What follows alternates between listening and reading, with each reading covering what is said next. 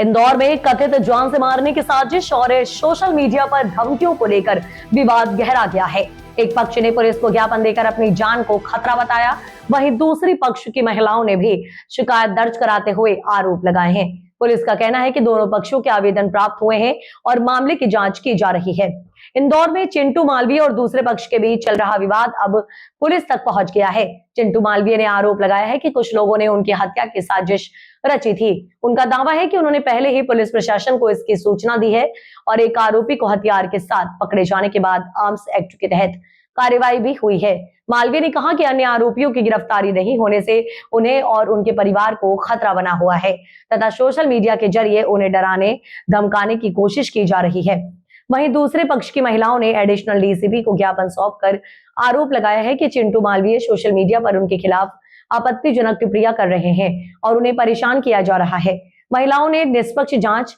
और कार्रवाई की मांग की है। पुलिस अधिकारियों के अनुसार दोनों पक्षों से आवेदन प्राप्त हुए हैं।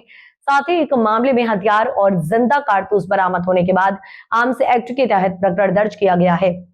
पुलिस का कहना है कि सभी तथ्यों की जांच के बाद विधि अनुसार कार्रवाई की जाएगी। मेरी ऐसी कोई बात ही नहीं हुई। बात ये हुई थी, बात चल रही थी वहाँ, मैं तो गाड़ी लेने गया था। वहाँ बात चल रही थी, पता नहीं किसकी, वो भाई खड़ा था कोई पिस्टल लेके, बोले मैं वहाँ जा रहा हूँ, वहाँ छोड़ दूंगा, बहन छोड़ दूंगा, पता नहीं किसको बोल रहा था। वही बात चल रही थी, बोला यार मंत्री ऐसा है, मंत्री वैसा है, तो यार अपने को क्या लेना देना। मैंने वो भाई को बोला उसके साथ क्या कारण है, क्यों बताना चाहता है आप? सर ये लोग चिंटू मालवी के साथ काम करते थे और इन लोगों को उसके शब्द उनकी वातावरण कुछ नहीं सूट हो रहा है, तो इन लोगों ने उनका काम अलग कर लिया। बोले हम लोगों को पिछले 6 महीने से ये लोग उनके साथ नहीं है, फिर भी ये लोग सोशल मीडिया के थ्रू उन पे ये बोल रहे हैं कि मतलब वो लोग मेरे ये चिंटू मालवी मतलब झूठे इल्ज़ाम लगा रहा है कि ये जान से मार रहा है। ऐसा कुछ भी नहीं है, उल्टा ये लोगों को पहुंचा रहा है। हमारे घर लेडीज़ों को फ़ोन लगा रहा है, मेरी सास को फ़ोन लगा रहा है, बोले अपने बच्चों को संभाल लो वरना बोले मैं उनको मार डालूंगा, जान से मारने की धमकी दे रहा है। हमारे घर आ रहा है, गाड़ियाँ भेज रहा है। हम एक लोगों को तो जानते ही नहीं है कि कौन उसके गुंडे हैं। क्या आश्वासन मिला पुलिस की तरफ से आपको? सर हमने अभी कमिश्नर साहब को आवेदन दिया है हमारा। हम तो सोच रहे थे उसका 29 तारीख का मैटर है और 30 तारीख को हमारे घर पे फ़ोन आया उसका कि आप अपने बच्चों को संभाले वरना हमको जान की धमकी दे रहा है वो। आप क्या चाहते हैं? सर हम भी पुलिस प्रोटेक्शन चाहते हैं। कार्रवाई नहीं चाहते हो? सर कार्रवाई भी चाहते हैं चिंटू मालवी पे, किस तरह की? और हमारे पतियों को, मेरे पति राहुल परमार को अगर कुछ भी होता है या हमारी फैमिली को कुछ होता है, हम भी मार्केट में आते जाते हैं तो सारा इल्ज़ाम चिंटू मालवी और उसके गुंडों पे देंगे हम लोग। आपका नाम? मेरा नाम पूजा परमार है और पति राहुल परमार। कुछ महिलाएं आपके खिलाफ शिकायत लेके पहुंची, क्या है पूरा मामला, क्यों लेके पहुंची है? अभी 29 तारीख की रात को मुझे मुखबर के माध्यम से सूचना मिली थी, मुखबर किसी परिचित के माध्यम से सूचना मिली थी कि चिंटू भाई आपको मारने की पूरी तैयारी कर ली गई है। मैंने पूछा कौन कौन है भैया, तो बोले भैया वो लक्की मालवी, शुभम मालवी, हैदर अली, अनिकेत चौहान और राहुल परमार, इन 5 लोगों ने मारने की पूरी तैयारी कर ली गई है। तो मैंने बोला ठीक है। फिर मेरे साथ वाले ने राहुल परमार को फ़ोन लगाया तो राहुल परमार जो आरोपी है उसी ने खुद बोला कि भैया हाँ वो लक्की के साथ में जो भी खड़े थे वो बोल रहे थे हाँ मंत्री को मारना है, और उसके साथ वाले के पास में अनिकेत और उनके पास में पिस्टल फंसी हुई है। तो ये जानकारी मुझे 29 तारीख की रात को लग गई थी।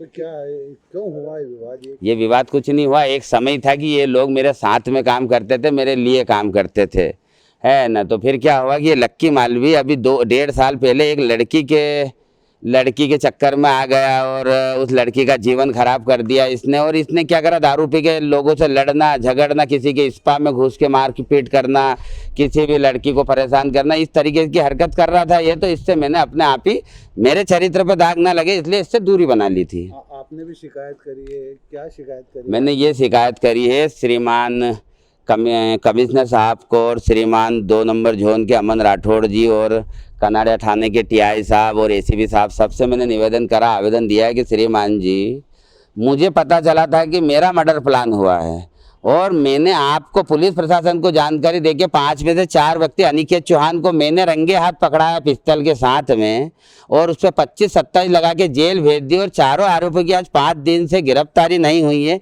वो सोशल मीडिया पर कुछ तो भी डराने धमकाने जैसी पोस्ट कर रहे हैं, मुझे कोशिश कर रहे हैं कि मैं कोई अपराध करूं या मैं कोई ऐसी चीज़ करूं जिससे शहर का माहौल ख़राब हो।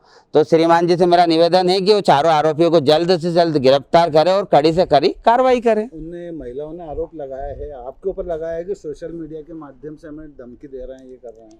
देखो, आरोप लगाना एक अलग चीज हो जाती और आरोप सिद्ध करना एक अलग चीज हो। उन्होंने आरोप लगाया और मेरे पास जो सबूत है मैं उससे सिद्ध कर दूंगा कि उन लोगों ने मुझे मारने की प्लानिंग करी थी, मर्डर प्लान करा था। और सबसे बड़ी बात है कि उनके ही ग्रुप के 5 लोगों के पास जिंदा कारतूस और एक पिस्तौल मिली, तो शायद ये मजाक तो नहीं होगा। और उनके घर वालों ने शुभम मालवी, सूरज मालवी और राहुल परमार की घर वालों ने जाके डीसीपी साहब को ज्ञापन दिया और मेरे पे जो इल्ज़ाम लगाया कि मैं फर्जी प्रदेश अध्यक्ष हूँ, मैं उन लोगों को डरा रहा हूँ, रात को गुंडे उनके घर भेज रहा हूँ। तो मेरी बहनों, सोशल मीडिया के माध्यम से मैं आप सभी को बताना चाहता हूँ कि यहाँ पर लड़ाई प्रदेश अध्यक्ष की नहीं चल रही है, यहाँ पर कोई समाज की लड़ाई नहीं चल रही है। और आज 5 दिन से मैं लड़ाई अकेला लड़ रहा हूँ। मैंने किसी संगठन के नाम से या किसी राजनीतिक दल के नाम से ये लड़ाई नहीं लड़ी है। मैं प्रदेश अध्यक्ष हूँ या नहीं हूँ, इसका फैसला हमारे राष्ट्रीय अध्यक्ष मनोज परमार जी करेंगे। आप नहीं कर सकते हैं इसका फैसला,